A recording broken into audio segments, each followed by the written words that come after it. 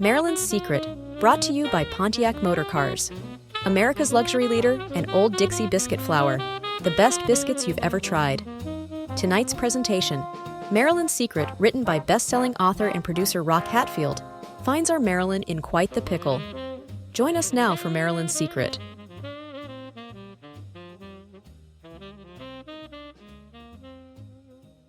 The hot California sun was beating down on that studio soundstage like the devil's own brimstone. Sweat trickled down the arched curves of Marilyn Monroe as she struck another sultry pose for the cameras. Her bright blonde hair shimmered under the blazing Klieg lights as she batted those long eyelashes. "Cut! Perfect take, kid!" the director hollered. "We'll pick it up after lunch." Marilyn didn't have time for niceties. She beelined straight for her dressing room to cool off, peeling away the slinky silk robe that clung to her porcelain skin. That's when she heard the dressing room door creak open behind her. "Well, hello. Beautiful," a husky voice purred. Marilyn spun around to see old Blue Eyes himself leaning against the doorframe, Frank Sinatra. His eyes wandered shamelessly over her exposed curves before settling on those famous pouty lips. "You're gonna give a fella a heart attack looking like that, Marilyn." She sauntered over. Not a lick of makeup, but still a ravishing vision. "Is that so, Frankie? And here I thought you loved danger." His strong hands gripped her waist as their bodies intertwined. "Maybe I got a hot tip for you tonight, baby. President Kennedy's throwing an exclusive little party out in Palm Springs." Their smoldering glances were interrupted by a stern voice. "Break it up, you two. I need a word alone, Marilyn." Bobby Kennedy emerged from the shadows, JFK's younger brother and Attorney General. Frank shot him a crooked glare before slinking off, leaving Marilyn alone with Bobby. "It's about my brother, Jack," Bobby said with deadly seriousness. "He has a most delicate secret regarding our nation's security. Somehow you've gotten tightly wound up with him."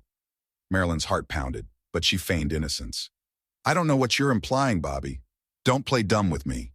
His eyes narrowed to mere slits. "The president took you to a cozy retreat at Lake Tahoe recently, and he told you something he shouldn't have." She froze like a deer in auto headlights, panic gripping her. How could he possibly know about Jack's otherworldly confession? They got living aliens tucked away at Area 51, don't they? From that Roswell incident. Marilyn opened her mouth, but no words came out. She just gave Bobby a barely perceptible nod. The Attorney General's glare chilled the room. "You listen close, pretty lady. That secret could ignite mass hysteria and global panic if it leaks. Lives are at stake. Our lives." His voice lowered to a menacing growl. "So you're going to keep that forbidden knowledge locked up tighter than your sweetest curves? 'Cause if it gets out, you'll be just another pretty cadaver in the desert. Got it?" All Marilyn could do was mutely nod, trying not to let her terror show. Because in that moment she realized the deadliest secret wasn't about aliens at all. It was the depths the government would go to keep their existence under wraps, by any means necessary. Marilyn could barely keep her hands from trembling as she hurried out of the studio lot and signaled for a taxi.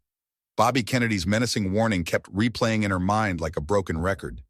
She felt exposed, vulnerable, just another pretty target for the government's watchful eye. There was only one person she could trust with this earth-shattering secret that now weighed heavily on her shoulders. Marilyn instructed the cab to take her to Amy Green's bungalow on the west side of town.